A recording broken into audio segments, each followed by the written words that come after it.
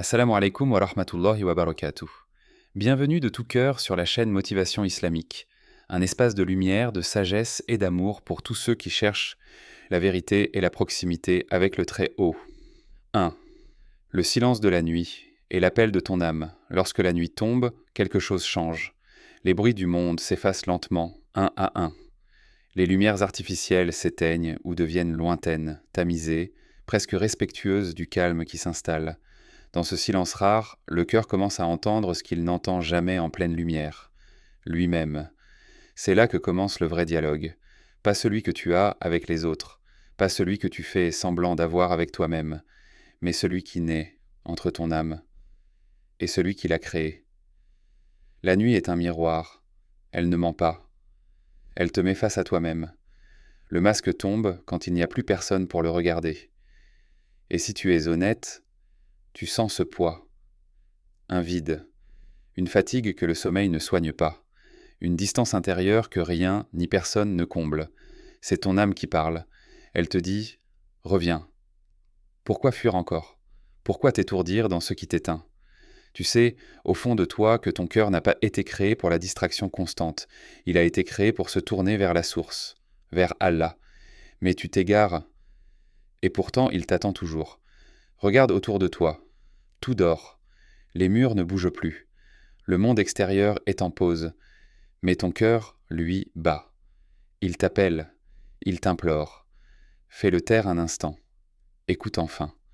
C'est dans le silence de la nuit que les cœurs parlent le plus fort. Ce n'est pas un hasard si le prophète Mohammed, paix et bénédiction sur lui, se levait la nuit. Pas seulement pour prier, mais pour retrouver cette proximité, pour pleurer, seul, devant son Seigneur, pour se purifier, pour se rappeler. La nuit est une école. Elle t'apprend la vérité. Elle te montre à quel point tu dépends de ton Créateur et à quel point tu l'as oublié. Elle te montre que le monde peut être silencieux, mais que ta négligence intérieure crie. Elle te dit doucement, ce n'est pas trop tard. Tu peux revenir. Alors, pose-toi cette question, pas pour te juger, mais pour t'éveiller. Quand as-tu pleuré, non par peur des gens, ni par stress de ce bas monde, mais parce que ton cœur a enfin réalisé que malgré tout ce que tu as oublié, malgré tout ce que tu as fait, Allah t'a jamais abandonné. Il aurait pu te laisser, mais il t'a guidé ici, à ce moment précis, à ce message. Il aurait pu détourner ton regard, mais il a placé dans ton cœur ce pincement discret, ce sursaut discret, ce désir de revenir. Écoute-le. Dans la nuit, il est là. Il n'est pas distrait. Il n'est pas lointain. Il est plus proche de toi que ta veine jugulaire. Il n'attend que ce moment, que tu t'ouvres à lui. Pas avec des mots parfaits, pas avec des actes impressionnants, juste avec un cœur sincère. Souviens-toi de ces versets. Et de la nuit, consacre une partie pour des prières surérogatoires, afin que ton Seigneur te ressuscite en une position de gloire. Coran 17-69, ils s'arrachent de leur lit pour invoquer leur Seigneur, par crainte et espoir, et ils dépensent de ce que nous leur avons attribué. Coran 32-16. Il y a des choses que seul Allah peut comprendre. Il y a des douleurs que tu n'arriveras jamais à expliquer à personne. Mais lui, il les connaît déjà. Tu n'as même pas besoin de parler. Il voit le tremblement de ta poitrine. Il entend le silence de tes pensées. Et il ne te rejette pas. Ce soir, ne ferme pas les yeux tout de suite. Ne passe pas à une autre chose encore. Reste avec toi-même un peu. Coupe la lumière, baisse la tête et dis quelque chose. N'importe quoi, mais dis-le à Allah. Peut-être qu'une larme sortira, peut-être que non, mais tu auras répondu à ton âme. Et dans ce geste, simple mais sincère, tu auras commencé à revenir à celui qui n'a jamais cessé de t'aimer. 2. Les larmes de l'âme. La vérité du cœur. Il y a un moment où ton cœur ne peut plus fuir. Un moment où même si tu souris à l'extérieur, tu sais, au fond de toi, que quelque chose ne va pas.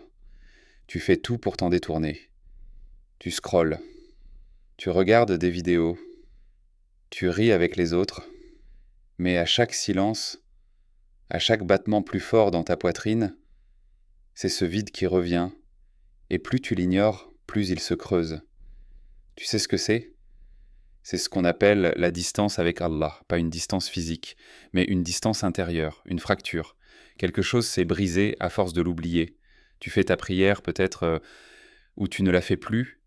Tu t'es habitué à retarder, à bâcler, à oublier. Et parfois tu ne sais même plus si tu crois encore comme avant. Mais tu sais ce qui est étrange? Tu ressens encore un pincement, un léger regret, une petite voix qui murmure « Ce n'est pas toi, ce n'est pas ce que tu veux vraiment ». Tu vis avec une contradiction. Tu veux Allah, mais tu continues à t'éloigner de lui. Tu veux sa paix, mais tu cherches ailleurs. Alors pose-toi cette question, sans filtre. Pourquoi est-ce que je ressens ce mal-être, même quand tout semble aller? Parce que ton âme n'a pas été créée pour ce monde. Elle a été créée pour revenir à Allah. Et tant que tu ne reviens pas, elle t'enverra des signes. Elle pleurera à sa façon.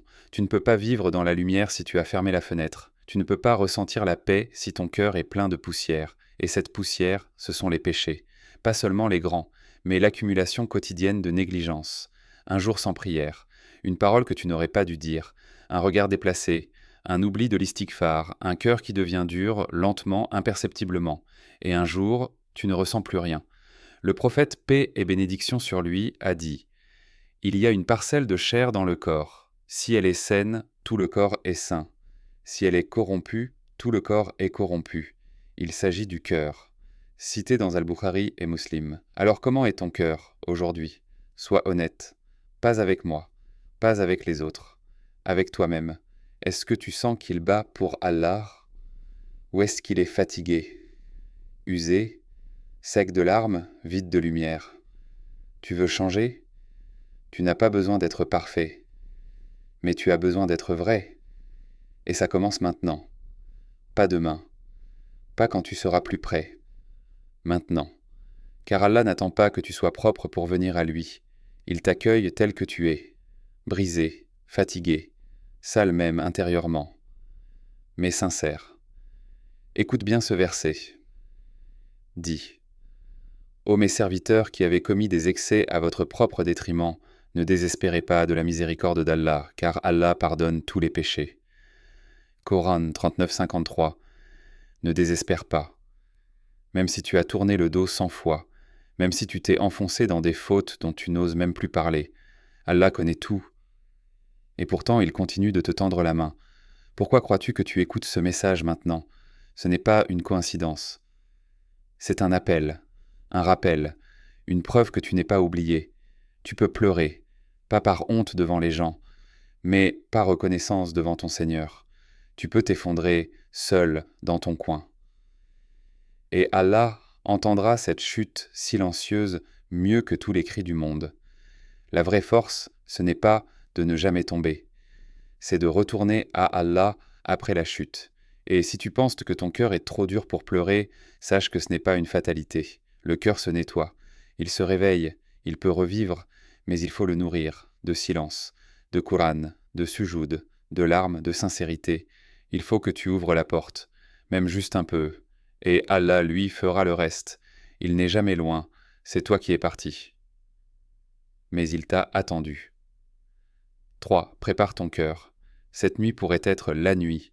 Et si cette nuit était la nuit où tout change, pas demain, pas après un énième rappel, mais cette nuit, il ne s'agit pas d'un rêve ni d'un vœu pieux, c'est un appel réel, un rendez-vous intime entre toi et ton Créateur. Tu vis peut-être comme si tu avais encore le temps, comme si le cœur pouvait attendre, comme si la guidance viendrait toute seule, un jour. Mais qui t'a garanti un demain? Qui t'a promis une autre chance? L'heure est proche et la lune s'est fendue. Coran 54.1. Chaque seconde qui passe n'est pas juste une seconde en moins, c'est une porte qui se ferme. Et toi, tu es là, encore debout, encore en vie, alors que d'autres, aujourd'hui, sont sous terre, sans même avoir eu le temps de dire « Astaghfirullah » une dernière fois. Pourquoi attendre encore? Tu veux pleurer devant Allah? Alors commence par t'ouvrir à lui, pas pour les autres, pas pour l'image, mais parce que ton âme en a désespérément besoin. Ce n'est pas de l'émotion facile, ce n'est pas du théâtre, ce sont les véritables larmes, celles que tu retiens depuis trop longtemps, celles qui ne sortent qu'une fois que tu cesses de mentir à ton cœur. Allah dit dans le Coran, « N'est-il pas temps pour ceux qui ont cru que leur cœur s'humilie à l'évocation d'Allah et devant et devant ce qui est descendu de la vérité. Coran 57, 16. Est-ce que ce verset te parle? Est-ce que tu sens que ce temps est arrivé pour toi? Pas demain, maintenant. Il ne s'agit pas de te transformer en une nuit, mais de te réveiller, de tomber en sujoud et de dire « Ya Allah, je suis fatigué de fuir, j'ai besoin de toi ». Imagine, toi dans ta chambre, toutes les lumières éteintes, le monde endormi et toi, les mains levées, le cœur en vrac, les larmes silencieuses, et le ciel au-dessus de toi entier qui t'écoute. Tu crois que ce n'est rien, tu crois qu'Allah ne te voit pas, qu'il ne connaît pas ton cœur, ton passé, tes luttes, tes chutes. Il les connaît, il les voit, et malgré ça, il t'attend encore. Et ton Seigneur dit, « Invoquez-moi, je vous répondrai. » Coran 40-60. Tu veux des preuves de son amour? Tu es en train d'en vivre une. Tu aurais pu être ailleurs, tu aurais pu être encore perdu, encore distrait, mais regarde, tu lis ceci, tu ressens cela, tu es là.